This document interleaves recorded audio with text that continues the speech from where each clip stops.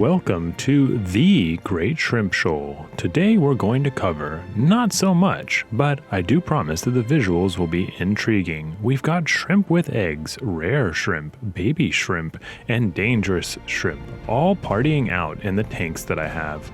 We'll go over everything, so let's jump right into it. Welcome.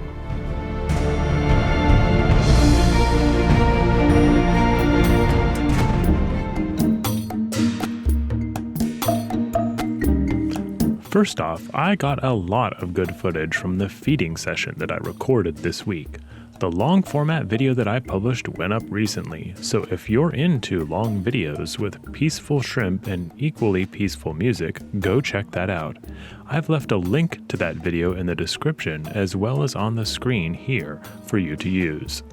So, if we're actually going to talk about what we're seeing here, it really is quite unique.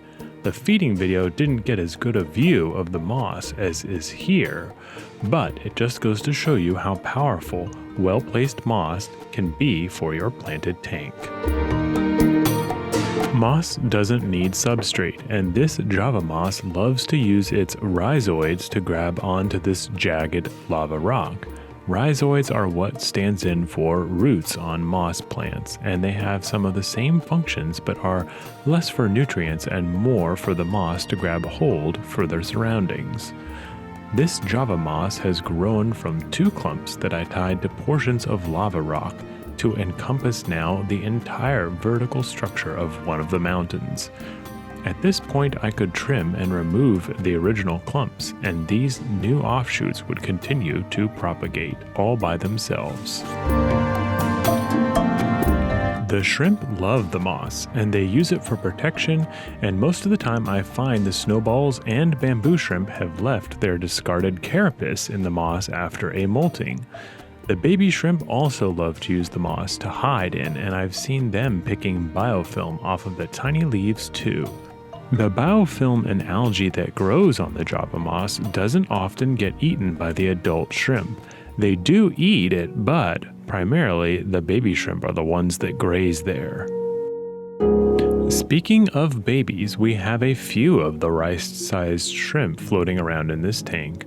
I've spent less time looking in on the babies here because the community in the mountains is doing just fine.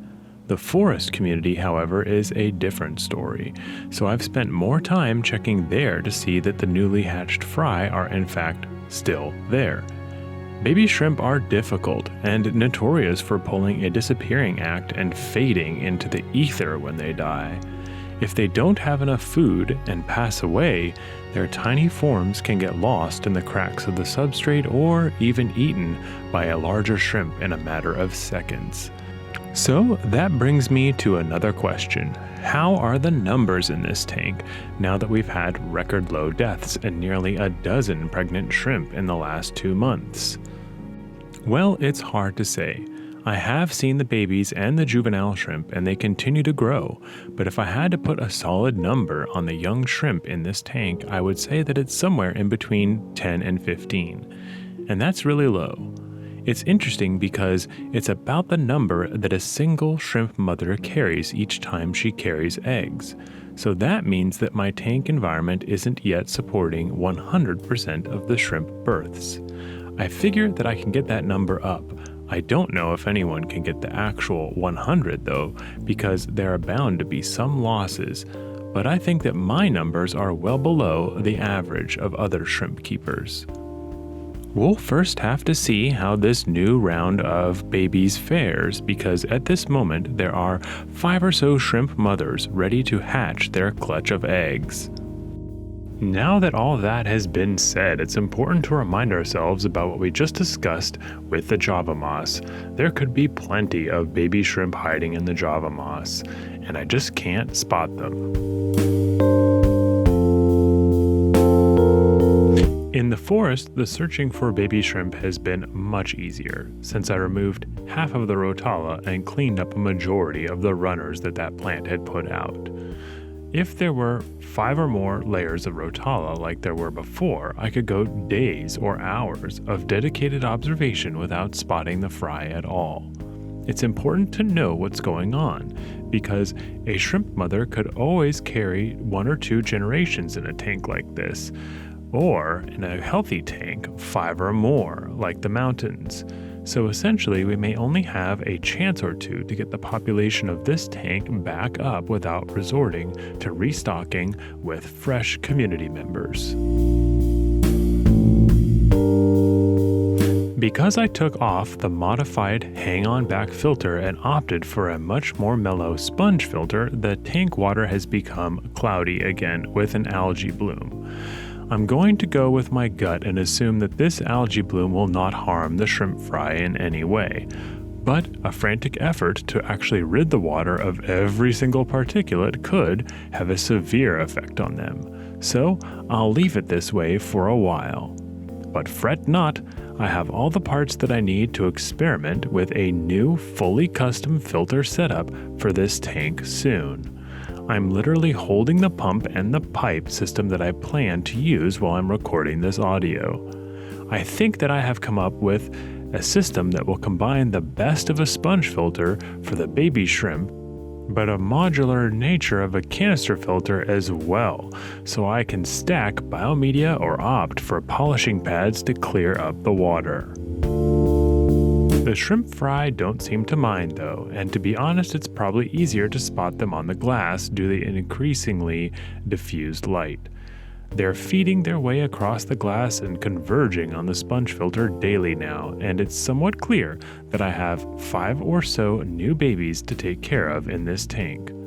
Hopefully with the Bacter AE and other food options, I can keep these 5 alive long enough to reach the next stage for this tank. I do think, however, that the substrate in this tank, along with the rotala in particular, has reached its end-of-life usefulness. It may be soon time to finish up the replacement tank for these shrimp with a new round of substrate to keep pH levels down and offer new plants proper nutrients to grow out their roots.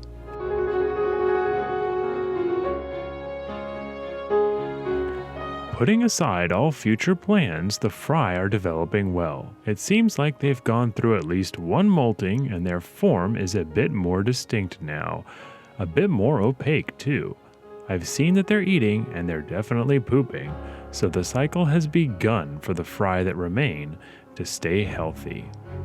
Water parameters are good too, so they should have all the minerals that they need to continue molting successfully. The fry are not shy in this tank, and I frequently spot them out and about competing for space along the substrate, where the rhabdicola and detritus worms roam freely, and have a massive majority when it comes to ruling the ground on this tank. In fact, in the forest, the detritus worms are running amok. They're so much out of control that I frequently see them floating around in the water column during the day, which is extremely odd because they typically don't like bright lights. And that must mean that they are either searching for mates or having trouble staking their claim to a particular spot of the substrate and keeping it free from competitors in other worms. All this means that their population must be maxed out, so I've started to pull them out of the water column using a small pipette and attached water bottle. All in all, I've removed about 3 dozen of the detritus worms over the last few days, but after a quick check of the substrate along the bottom of the glass, I can see that I haven't even scratched the surface. There may be hundreds of the nematodes in this tank on the substrate alone. I was, for a time, convinced that the detritus worms only ate mulm and the collected gunk at the bottom of the tank, but I haven't seen that gunk disappear completely in this tank, so they're either A, very inefficient in their current numbers, or B, they eat all manner of things in the tank and there is an abundance of food for them. For all types of aquarium pests, it seems that the best bet is to control numbers without resorting to chemical methods, and to do that, you have to address an abundance of food in most cases. Here is something that is really interesting. I've worried about mistakenly hurting, killing, or losing the fry in the past before, and it seems my fears are not without merit. I saw that the suction cup for the sponge filter had come loose, and once I got a closer look, it seemed as though a single fry had snuck in behind and was cleaning their way along the reverse side of the cup. One could see how I could easily go and try and reapply the suction cup and just squash that fry without even knowing that it was there. And in a tank with only 5 fry in it, that would cut the population by more than 20% potentially in an instant. And I have to admit, I'm a bit neurotic like that, so I usually snap these things back into place in an attempt to try to clean things up a little bit. This little fry doesn't even realize how close he came to being permanently trapped behind the suction cup, or worse.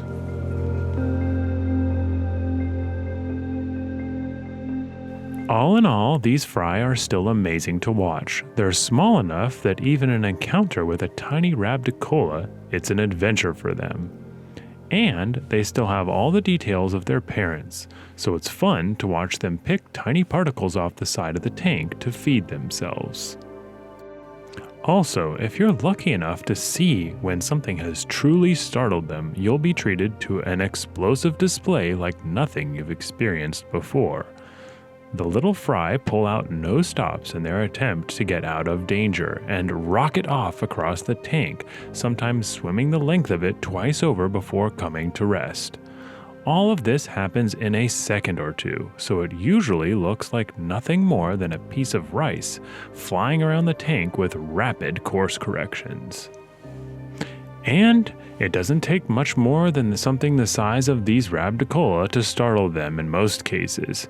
This one seems to be a bit more on the mellow side. Back in the mountains, it's pretty clear that the rare pink peach cream version of the snowball shrimp is about to give birth soon. Hopefully she does it separate from the other females who have eggs that are about to hatch, so that I can spot one of the newly hatched fry to see if they look any different than those of the other snowballs.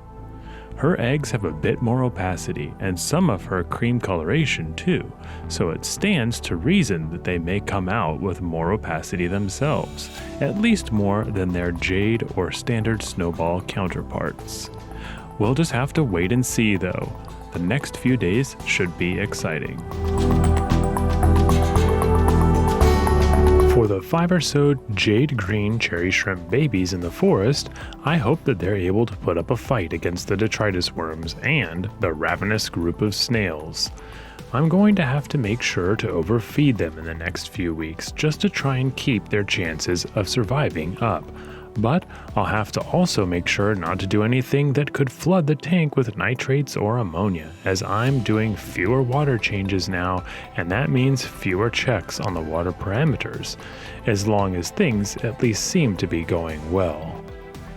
You can see here that there is no shortage of dancing detritus worms in this tank, which also makes it worth mentioning that I haven't ever seen a single one of these seemingly ubiquitous nematodes in the tank containing the mountains.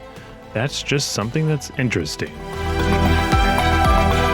Anyway, that about wraps things up for this episode of The Great Shrimp Shoal.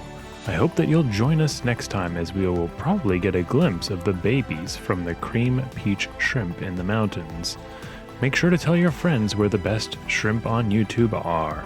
And honestly, if that's not us, don't tell them anything. Just bring them along next time. Have a good week, and good night.